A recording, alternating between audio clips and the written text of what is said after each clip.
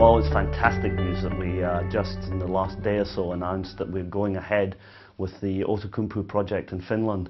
It's been something we've been studying for the last 6 months, and now finally the board has made a decision that we will proceed. It's an exciting project. Compared to where we were in 2008, this is a much lower risk. It's got very low cost operating exposure. It's low capital cost, easy to finance. I think it's got a tremendous future. We were on the point of building a very large, brand new project in Finland 2 years ago, before the global financial crisis, and of course those events stopped us proceeding. In the interim, what we were able to do is go out and buy from a bankruptcy estate an established and fully permitted processing plant.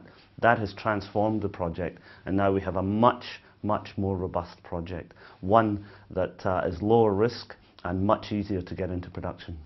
It's an enormous strength. It enables us to go straight into groundbreaking work, which will then enable us to meet our schedule and be in production by what we think about the first quarter of 2012. So we'll be right at that point where we think copper prices will be particularly strong. Well, we are very lucky in that we've got money in the bank.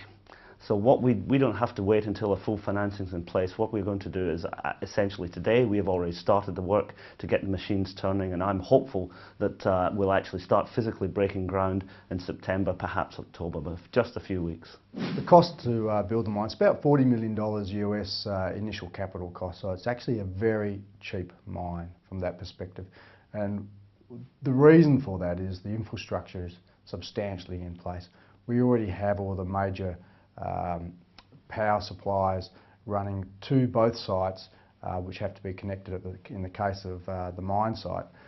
We have roads, railway networks, the processing plant is in place, so the capital cost is very small in comparison to other projects. The development sees us seeking funds from a variety of different sources.